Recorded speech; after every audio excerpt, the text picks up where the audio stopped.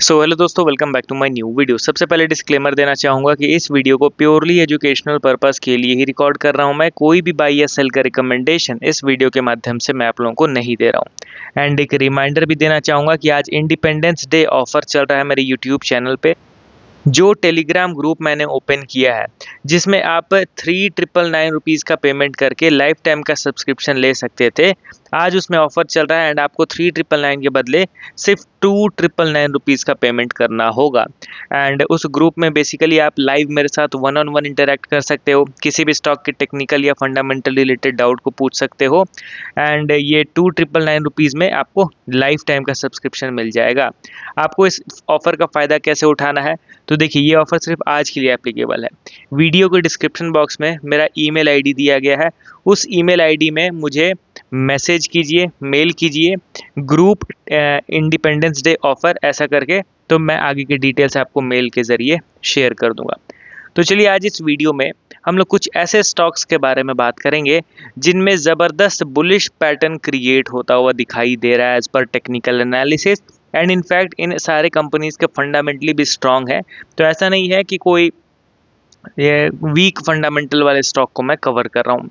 पहला स्टॉक हमारे लिस्ट में आपके सामने है Shri Jagdamba polymers limited. After a long long time इस स्टॉक को मैं कवर कर रहा हूँ क्योंकि ये एकदम डेड पड़ा हुआ था, एकदम शांत पड़ा हुआ था एंड अब जाके लिटिल बिट मोमेंटम इंक्रीज हुआ है, तो इसको मैं कवर कर रहा हूँ। श्री जगदम्बा को देखोगे तो लास्ट ट्रेडिंग सेशन में अप्रॉक्स 20% का अपर सर्किट लगा है स्टॉक में। 762 के लेवल पे इसने क्लोजिंग दे दिया है। माइक्रो कैप कैटेगरी की ये कंपनी है, 667 करोड़ रुपीज़ इनका मार्केट कैप है। बट मैं आपको कहना चाहूँगा कि ये फंडामेंटली स्ट्रांग है एंड इतनी छोटी कंपनी होने के बावजूद इनमें कंसिस्टेंसी दिखता है हम लोगों को अर्निंग में। आप देखिए दोस्तों, बीच में जो रॉ मटेरियल बढ़ा महंगा हुआ था उसके चलते अर्निंग डिक्लाइन हुआ था। अब वापस से आप देखो तो अच्छे तरीके से इनका अर्निंग जो है वो रिकवर होता हुआ दिखाई दे रहा है। एंड पी रेशियो भी अभी अपने लोअर लेवल पे ट्रेड कर रहा है। एंड रिसेंटली इनके क्वार्टरली रिजल्ट पे ध्यान दिया जाए तो कंपनी का जो नेट प्रॉफिट है वो 75% से इंक्रीज हुआ है एंड कंपनी का जो सेल्स है वो 28% इंक्रीज हुआ है। तो ये मेन रीज़न था लास्ट ट्रेडिंग सेशन में एक ज़बरदस्त अप मूव का। और इनके शेयर होल्डिंग पैटर्न पे अगर नज़र डाला जाए तो आपको तो दिख रहा है दोस्तों कि इतनी छोटी कंपनी है, 600 करोड़ इनका मार्केट कैप है, बट स्टिल यहाँ पे बिग प्लेयर्स का इन्वेस्टमेंट अच्छा खासा दिख रहा है। मेजॉरिटी स्टेक तो प्रोमोटर के पास है 72.94% एंड डीआई के पास 5% का स्टेक है, जो कि बढ़िया है दोस्तों। इतनी छोटी कंपनी में जनरली बिग प्लेयर्स उतना इन्वेस्टमेंट करते नहीं हैं एंड यहाँ पे इन्वेस्टमेंट दिख रहा है, तो ये एक पॉजिटिव अपडेट हम लोग कंसीडर करेंगे। अब मैं डायरेक्टली इसके टेक्निकल चार्ट को ओपन करता हूँ। तो यहाँ पे जगदम्बा पॉलीमर्स के चार्ट को मैं ओपन कर देता हूँ एंड देखिए ये स्टॉक पर्टिकुलरली मेरे पोर्टफोलियो में भी एडेड है। इसको मैंने पोर्टफोलियो में ऐड कर रखा है एंड बहुत स्मॉल क्वांटिटी मैंने इसको ऐड किया है क्योंकि ये कंपनी छोटी है, इसमें रिस्क ज़्यादा है रिवॉर्ड के कंपैरिजन में। सॉरी, रिवॉर्ड ज़्यादा मिलेगा बट रिस्क भी ज़्यादा है, कैपिटल भी वाइप आउट हो सकता है इन सारे छोटे कंपनीज में, इसीलिए मैं इसमें बहुत ही कम इन्वेस्टमेंट करता हूँ। एंड अभी आप यहाँ पे ध्यान से देखोगे तो श्री जगदम्बा अभी अपने इम्पॉर्टेंट सपोर्ट लेवल पे करेंटली ट्रेड कर रहा था इतने लंबे समय से। यहाँ पे इसको मैं ड्रॉ कर देता हूँ, ये आप देखोगे तो ये अभी इम्पॉर्टेंट सपोर्ट लेवल पे कंटिन्यूसली ट्रेड कर रहा था एंड लास्ट ट्रेडिंग सेशन में स्टॉक में अच्छा बाइंग हुआ एंड पिछले वीक की अगर बात की जाए तो टोटल 32% का शार्प बाइंग। तो यहाँ पे क्लियरली दिख रहा है कि सपोर्ट लेवल पे कंसोलिडेट किया, उसके बाद एक ज़बरदस्त बाइंग हो गया। तो ये अपने इम्पॉर्टेंट सपोर्ट लेवल पे समहाउ एक बुलिश प्राइस एक्शन एक्टिवेट कर चुका है। तो मेरे नज़रिए के हिसाब से टेक्निकली ये स्टॉक ज़बरदस्त स्ट्रेंथ दिखा रहा है, प्लस फंडामेंटली तो ये मुझे बेहतर लगता ही है। अब आपका क्या ख्याल है इस छोटी सी कंपनी को लेके, कमेंट करके ज़रूर बताइए। बढ़ते हैं अब हम लोग अगले स्टॉक की ओर। हमारे लिस्ट में आपके सामने है FL3I limited. Last trading session में 1.5% का माइनर अप मूव 1669 के लेवल पे इसने क्लोजिंग दे दिया है।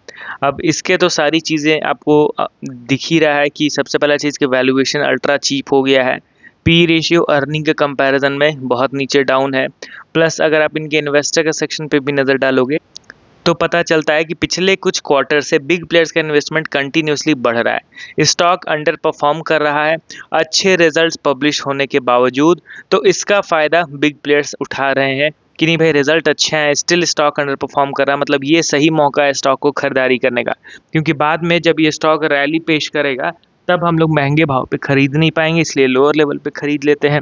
एंड हम जैसे छोटे रिटेलर्स क्या है कि नेगेटिव सोचने लग जाते हैं कि भाई रिजल्ट अच्छे आ रहे हैं तो फिर भी स्टॉक ऊपर क्यों नहीं उठ रहा है, मतलब अब इसमें जान नहीं बचा, इसको बेच दिया जाए।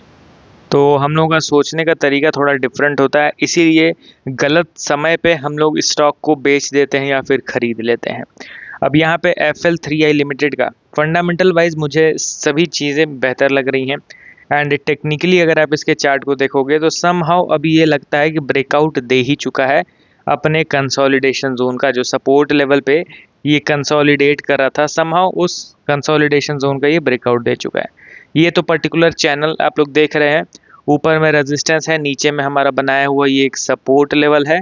एंड इन सपोर्ट लेवल पे, इस सपोर्ट लेवल पे अच्छा खासा समय कंसोलिडेट करने के बाद आप देखोगे तो स्टॉक ने यहाँ पे ब्रेकआउट दिया, नीचे गिरा, फिर अभी ऊपर की ओर मूव कर रहा है। हालांकि क्लोजिंग उतना स्ट्रांग नहीं मिला, क्लोजिंग एक अच्छा मिल जाता ना तो ब्रेकआउट पे प्रॉपर कॉन्फिडेंस हम लोग का बढ़ जाता।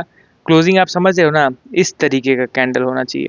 कैसे मैं बताऊं, ये इस तरीके जिसका अपर शेडो ना के बराबर हो, शेडो बन जाता है तो वहाँ पे डाउट क्रिएट हो जाता है।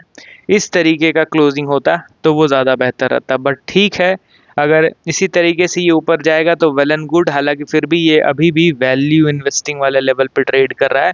एंड जैसा कि एस्ट्रल लिमिटेड में मैं स्ट्रॉन्ग कमेंट पेश कर रहा था रिजल्ट आने से पहले ही कि स्टॉक सपोर्ट नहीं तोड़ना चाहिए, उसी तरीके से FL इंडिया के रिगार्डिंग भी मेरा वही स्टांस है कि स्टॉक अपने इस सपोर्ट लेवल का ब्रेकडाउन करके अगेन मैसिव करेक्शन दिखा दे, इतना मैं उम्मीद करके नहीं चल रहा हूँ। यहाँ पे ज़्यादा चांसेस है ऊपर जाने का ही नीचे गिरने के कंपैरिजन में। अब बढ़ते हैं अगले और लास्ट स्टॉक की ओर हमारे लिस्ट में, जो टेक्निकली एक अच्छा खासा ब्रेकआउट कैंडल दिखा रहा है। स्टॉक का नाम है Hindustan aeronautics limited. Last trading session में 1.7% का तेज़ी, 5030 के लेवल पे इसने क्लोजिंग दे दिया है।